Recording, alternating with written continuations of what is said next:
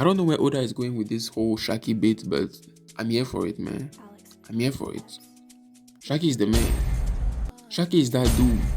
Shakky might be the most legendary pirate ever. Like, Oda may have deceived us with the whole Nika, Joy Boy, Rocks, Roger, Luffy timeline. Maybe that timeline is just a fluke. Maybe that timeline is just a decoy. And maybe this whole time, the real timeline was the Shakky timeline. Maybe One Piece is a story about Shakky. Maybe, we don't know. Maybe Shakky was the one who was supposed to be the pirate king. Because what I'm getting from these recent chapters is that she was just as legendary as any other figure that was ever mentioned in the One Piece universe. Like, this lady almost turned the most lawless territory in One Piece into the most lawful territory in One Piece. Something that was unheard of up to that point, and that is still unheard of to this day. So we need to put some respect on Shakky's name, and we need to put some respect on Rayleigh's name, because how the hell was he able to catch that? This is the catch of the century. Rayleigh might be a better catcher than Jerry Rice. Rayleigh legit has one of the 7 wonders of the One Piece world, bro. He's the man. Like, he's that dude, period. The chapter is also sprinkled with a little bit of Roxy's Law and Harald Law and all that, but let's get into it. One Piece chapter 1157. One Piece chapter 1157. Titled The Legendary Bar. Guess who owns the legendary bar? Guess who runs the legendary bar? Guess who made the bar a legendary bar? Guess who made the legendary bar the legendary bar? When I'll tell you this lady turned the most lawless island in One Piece into a touristic attraction, I'm not exaggerating at all. Shakky is that nigga, bro. Shakky invented bartending. Before there was Bernice, there was Shakky. Anyways, the chapter starts with the Rocks pirates raiding the Temple of International Philanthropy. Apparently, this is an institution that receives donations from people all over the world, and their goal is to use those resources to help the needy, at least on paper. Because we find out in this chapter that even though that's what they're supposed to do, that's not what they do, right? Philanthropy is just a facade, and behind the scenes, they take the money for themselves to live the good life. Who would have thought? Who would have thought that some people could use philanthropy as a front to help themselves? Who would have thought that some people could hide their selfish interests behind a noble mission? Who would have thought? No one, right? It is very reminiscent of certain institutions and certain movements that have existed in history, and even till this day.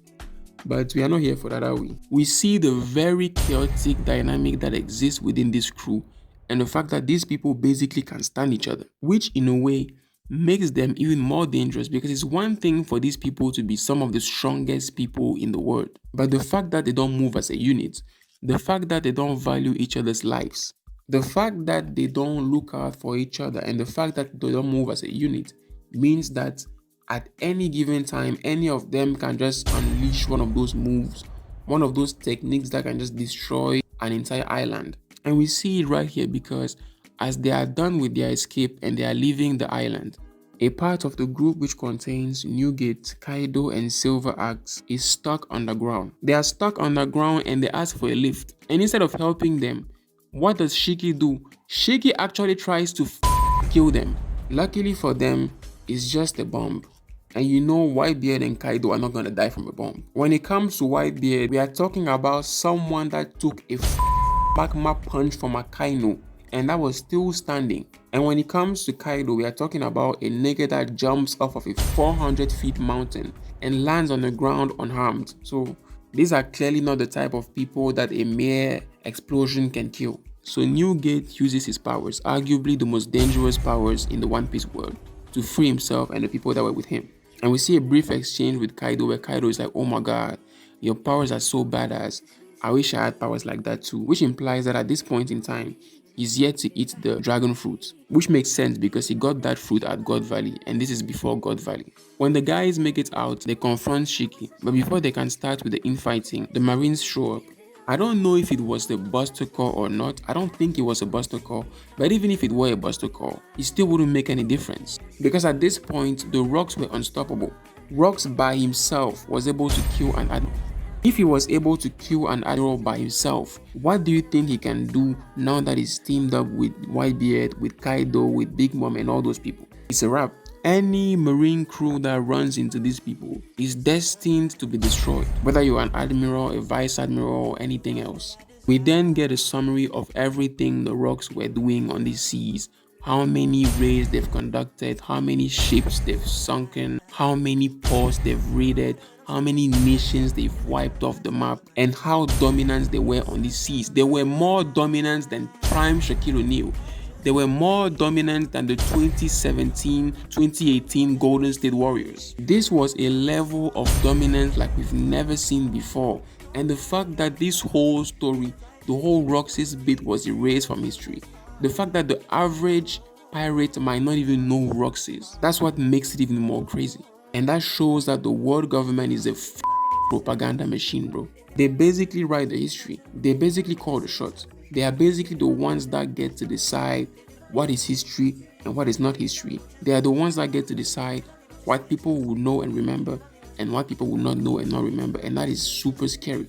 That might actually be their strongest power. We are also being told that even with the future pirate king in the name of Goldie Roger sailing the seas, it will not be an overstatement to refer to this period as the era of rocks. Oh my god. Another L for our king. The anti-Roger agenda continues. Oda is on a mission to prove us that Roger is the son of rocks. That actually all these niggas is the sons of rocks. Rocks is Michael Jordan. Rocks is Messi. Roger might be Kobe. Roger might be LeBron. Roger might be Mbappe. Roger might be someone else. But the GOAT, the undisputed GOAT is Rocks. But we don't care, we still stand our king, okay? Maybe our king wasn't the king we thought he was. Maybe our king was the king who never was, like in House of the Dragon. But we still stand our king. We will not stop the GOAT conversation. We are going to push back against that agenda as long as we can. And to anyone who is thinking of slandering Roger in the comments, no Roger slander will be tolerated here. Okay, you've been warned. We then move on to the adventures of King Harold. Harold, as usual, he's on his Mother Teresa tour. He's on his All Might tour. You know, he's trying to be the symbol of peace like All Might. He's touring the world, doing actual philanthropy. Unlike the niggas at the beginning, he's actually trying to heal the world and make the world a better place for you and for me and the entire human race and the giant race too. As Harold is touring the world, he gets confronted to one of the most common practices of the world government. And one of the reasons why the world government might not be as rightful and as righteous of an organization as they think they are, which is the relationship between the world government and territories and nations that are not affiliated to the world government. And the fact that when the UN, when the world government doesn't recognize a specific territory, they basically consider it a lawless territory. The life of the people living there are basically worthless, and they can kill and steal as much as they want, and nothing will be held against them. And they will not be held accountable by anyone. I mean, to be frank, no one holds the world government accountable anyways. But especially even more so when it comes to these quote-unquote lawless territories, where the world government legit feels like they can do as they please. Now that we know what the world government actually is, now that we know who is behind it, now that we know who is pulling the strings, we know for a fact that the world government, especially the top of the world government, does not give a fuck about anyone except their own self-interest. Especially even more so when it comes to territories that are not affiliated to them. They legit view the people living there like insects. And if bringing chaos to a particular place furthers their agenda, they do not hesitate at all and they proceed without thinking of any potential casualties or any of that. And when the superhero King Harold sees that, he's obviously appalled, especially considering that the people of this particular island called Enishi are people that actually helped Elbaf. So not only is he witnessing something that is unlawful and unfair, he also feels indebted to these people. And when he's told to stay in his place, he's like, F that shit. He steps in and confronts the Marines. And you know that's what the media was waiting for. You know he was caught in 4K. You know the whole thing was recorded and posted on social media in a heartbeat. In an instant, Harold was trending on social media and was portrayed in a negative light. But the crazy thing is that even in spite of this, Even after witnessing all of this man still has faith in the world government, even in spite of all that. Because later on, when he has a conversation with Rocks, he's like, oh, but even though some people within the world government are evil, a lot of Marines are still good people, they still want to help people, blah, blah, blah. We still need to send them some giants so they can strengthen their ranks. I still want Elbaf to be affiliated to the world government. I'm like, my nigga, what the are you talking about? There is no such thing as reforming the world government. This is an entity that is rotten to the core. As someone who has been to the Reverie, as someone who has met the Celestial Dragons, as someone who has met some of the world nobles, as someone who potentially knows the existence of Imsama because he's friends with Rocks, how can you still have faith in the world government, bro? This is some Gandhi, Jesus turn the other cheek type of shit. The only way to make this world a better place is to defeat the world government. The only way to bring peace to the world is to overthrow the world government. Period. That whole, I want to change the system from within, when has it ever worked? When? I want to join the evil forces so I can stop the evil forces. That has never worked, bro. Never. Quit playing, bro. Quit playing. He got set up by the world government, and instead of realizing that an alliance with them is not the way to go, especially considering that he actually has the military might to help overthrow the world government, he's there still trying to trust the system. Oh my god, I'm so pissed right now. He goes on to talk about this with Rocks, and they mention Garp. So that means Garp is familiar, or at least is acquainted with Harold and Rocks. So I wonder if at some point he's going to talk about the relationship that he has with them, or if them knowing each other will be relevant at some point in the story. Speaking of Garp, at Marineford we witnessed a discussion between the former Vice Admiral Sengoku, Garp and Soru, and the former Admiral Kong, who go on to become the Commander-in-Chief obviously. And Garp and his peers are basically preaching the good word, talking about how, giants are very strong, and integrating them to the world government will be a non-neglectable advantage. And how Harold is trying to do things the right way, so they should take heed to his plea and accept an alliance between the giants and the world government. And Kong is basically telling them that, oh, if it were up to me, I would have done it. But those who are above me, they don't see it that way though.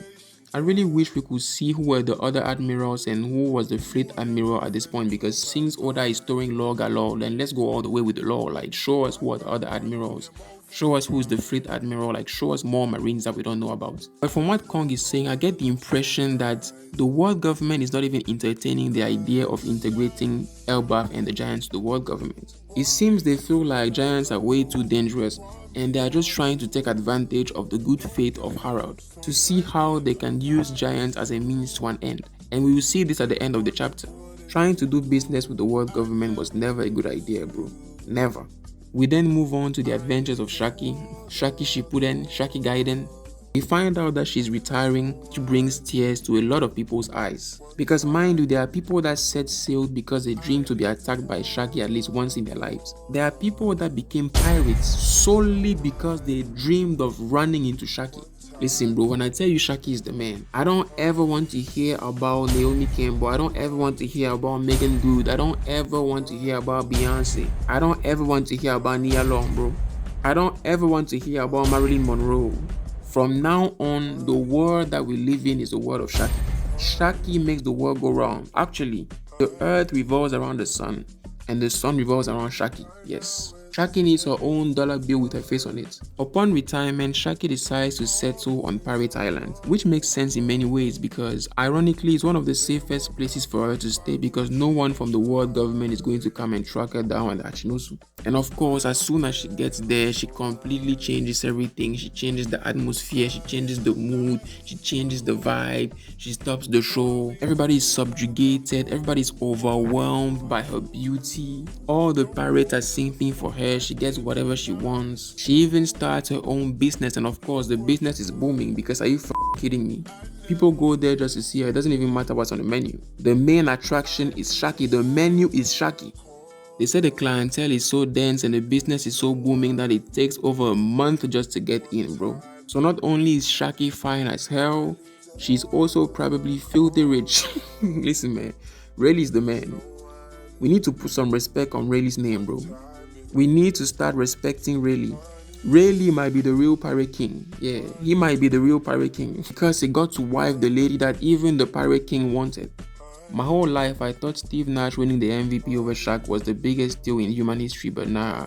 The biggest steal in human history is really bagging Shakky. This is a bigger steal than Macklemore winning Rap Album of the Year over Drake and Kendrick Lamar.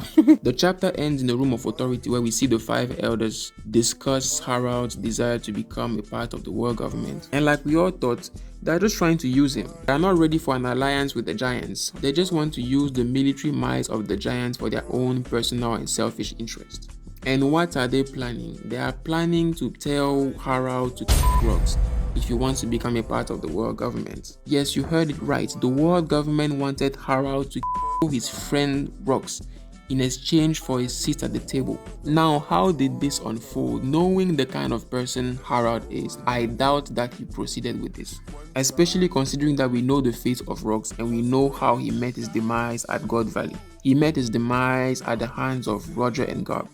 Now, maybe they were helped by the Giants. Maybe. We don't have that information, but I doubt. So how did Harold go about turning down the world government, considering that he had already started being at loggerheads with them after what he did at Enishi? And we all know that the world government doesn't like to be contradicted. They don't like to be turned down. So what diplomatic maneuver did he operate to get away with this? And also, how did Rocks react when he found out that the world government was trying to get one of his best friends to him? I can't wait for that to be revealed. This week's chapter was so sweet, man. So sweet. This was a meal, man. What has been cooking as of late? He's been cooking. He's been in the kitchen, bro. Hey, chef order. I can't wait for the next chapter. Unfortunately, there's a break next week, so I'm going to have to exercise patience. But once again, I'm even tired of saying this. I'm super excited. I'm so looking forward to what Oda has in store for us. And One Piece continues to surprise me week in and week out. This is pretty much all I had to say. We've now come to the end of the review. I hope you enjoyed it. Please don't forget to like the video, leave a comment, subscribe to the YouTube channel. Help a brother, okay? Subscribe. It doesn't cost you anything. It doesn't cost you a dime. And it helps me make pennies.